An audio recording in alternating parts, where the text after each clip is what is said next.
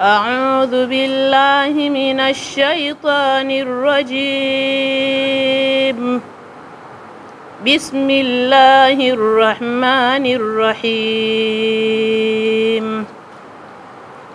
سبحان الذي أسرى بعبده ليلا من المسجد الحرام إلى المسجد الأقصى الذي باركنا حوله لنريه من آياتنا إنه هو السميع البصير.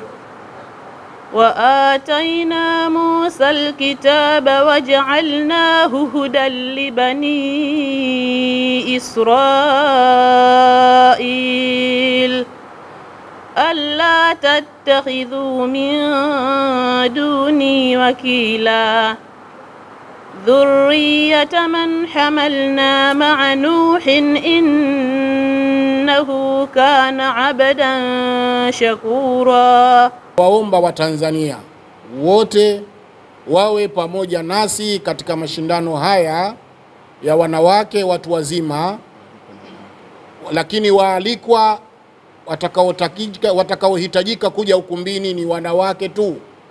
Sisi tunahimiza malezi. Malezi ndio kitu muhimu sana. Malezi athari yake ndio hiyo amani tunayoitaka.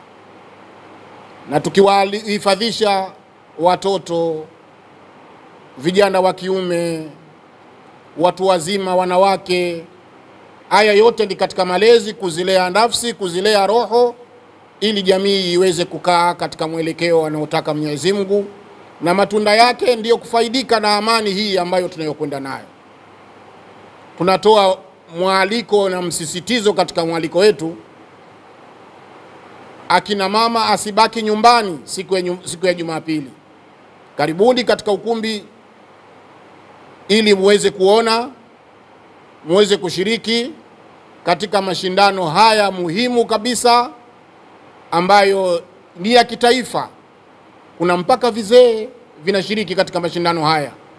Kwa hiyo ni kitu azizi, ni kitu kizuri, na sisi tukawa ni watu wa kuchangia maendeleo na mshikamano wa mambo mema kama haya.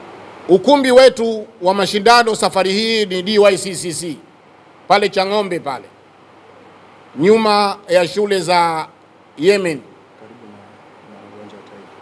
njia ya kuelekea uwanja wa Taifa, karibu na chuo cha Kiislamu cha Chang'ombe. Pale kwa nyuma kuna ukumbi wa DYCCC, ndipo ambapo fainali hizi zitafanyika pale. Tunawaomba akina mama wote tushirikiane kuja kuienzi Qur'ani katika mashindano haya. Kutokana na umuhimu mkubwa wa amani, kamati kuu ya maandalizi ya mashindano makubwa ya kuhifadhi Qur'ani tukufu kwa wanawake watu wazima UMAIF imeona kuwa kauli mbiu ya mwaka huu iwe ni Qur'ani ni amani. Nipende kuchukua nafasi hii baada ya kutoa ujumbe huu wa kuwaomba watu tuweze kuidumisha amani tuliyokuwa nayo katika nchi yetu, na hasa siku hiyo insha Allah katika mashindano yetu ratiba inaonesha tutakuwa na dua ya kuliombea taifa amani, kuombea viongozi wa nchi hususan marais wetu Mama Samia Suluhu Hassan, lakini pia Daktari Hussein Ali Mwinyi na viongozi wote wanaowazunguka. Tutakuwa na dua maalumu baada ya Qur'ani tu kuisha kusikilizwa, tutafanya dua ya kuiombea amani nchi yetu na kuombea viongozi wetu. Hivyo basi, kwa nafasi hii niliyokuwa nayo kama mratibu wa mashindano, ni waalike sasa wakina mama, wazee, vijana, vikongwe katika mashindano yetu ambayo yatakayofanyika kesho kutwa Jumapili. Milango itakuwa wazi kuanzia saa 12 asubuhi mpaka saa 7 mchana, tutakuwa tuko pale inshallah. Kwa hiyo ni waombe kina mama waweze kuhudhuria kwa wingi katika mashindano yetu haya, na mgeni rasmi atakuwa ni Bi Siti Mwinyi, mke wa aliyekuwa rais wa pili wa Jamhuri ya Muungano wa Tanzania hayati Daktari Mzee Alhaji Ali Hassan Mwinyi.